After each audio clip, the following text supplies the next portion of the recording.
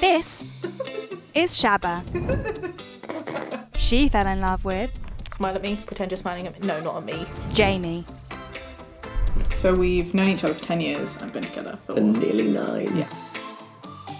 Their relationship has certainly stood the test of time. But so has some people's disapproval of it. Transition has taken the best part of 9 years. There are still some sort of less close family members who aren't very happy with our relationship. Can the pair navigate through the judgment and up the aisle safely? There's some people we haven't invited because we don't want them there because they don't agree with our relationship, and I think that's fair. Or will other new hurdles stop them in their tracks? So we're like on what feels like the final countdown to the wedding, but we are not sure yet if it's actually going to go ahead because of COVID-19.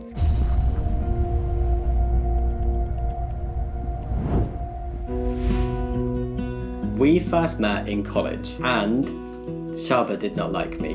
Shaaba always says we didn't like each other, but it was specifically Shaaba who was not keen on me because apparently I was rude.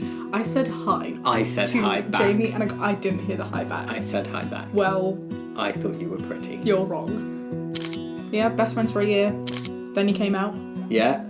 Then you started transition. And then we got together. Yeah. Exactly. With these two approaching the 10-year milestone together, their relationship is stronger than ever. But their decade together has seen a lot of challenges for both Shaaba and Jamie. I began transitioning when I was 17.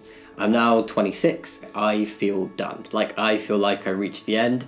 I have been on testosterone for, a long time. 8.5 years-ish. I am post-op surgery. I've had lower surgery. I have legally changed my documents, including my birth certificate.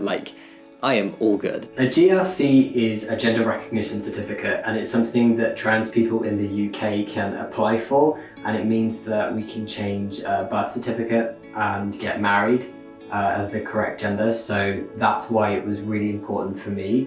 Being at the end feels like a massive relief. If I just try and summarize it in one word, relief is the biggest thing I can think of. I just feel free as a person. I feel like I'm able to just live my life as who I am. I don't have this weight on my shoulders. Seeing Jamie reach the end of his personal transition journey feels incredible. I think the moment that gender recognition certificate came through and your birth certificate, it made me go, holy wow, this is a really big moment. While transitioning is a huge enough challenge in itself, Jamie also had to contend with a number of negative responses to his transition.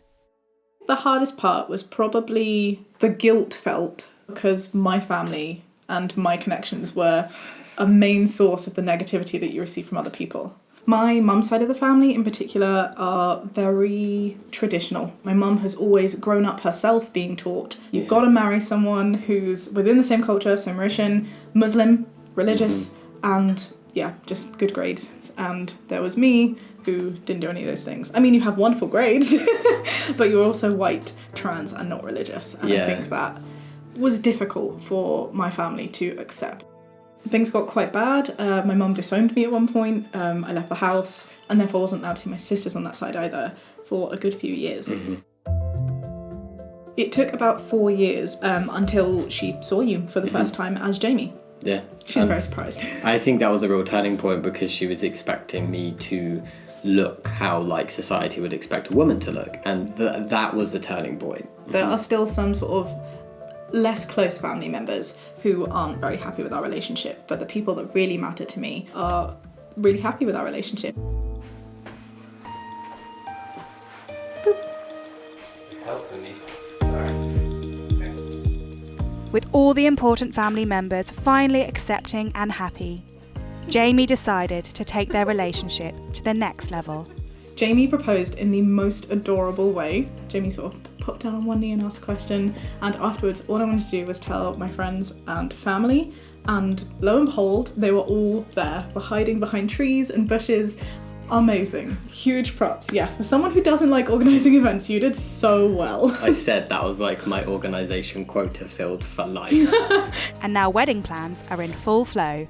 Yes, I know we have to plan the seating and the table and where everybody's going to sit. Who's going to sit next to? I'm not looking forward to it either.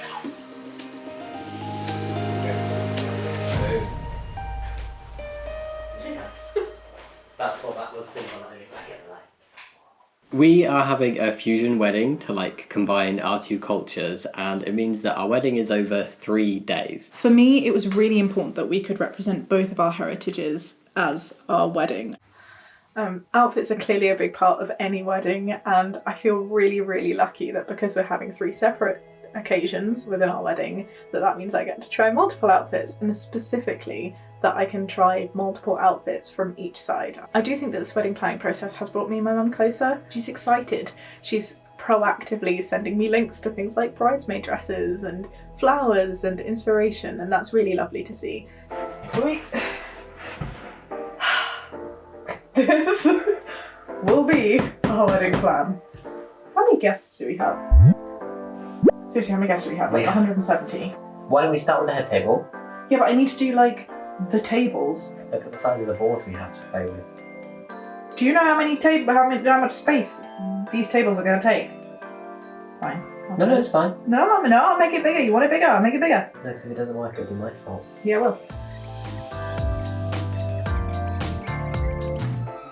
There's no one in particular, I think, that we're worried about who's coming to the wedding. I think we've already dealt with that by not inviting them. Exactly. Yeah. And I know that sounds really harsh, but it's just like, if you know they don't want to be there, then why put everybody through the awkwardness of inviting someone who is uncomfortable with it? Yeah. So I wouldn't say there's anybody who will be coming to the wedding that I'm very like, ooh, nervous. With all due respect, we want people there who are there to celebrate us, and if they're not going to be there enjoying it, you don't want to be there and we don't want you there. That sounds so mean. But it's true. Seriously, there's some people we haven't invited because we don't want them there because they don't agree with our relationship, and I think that's fair. With their wedding just a few months away, the world had one more challenge to throw their way. There might be some people that might not make it due to COVID-19 though, and that feels less liberating and more a little bit frustrating.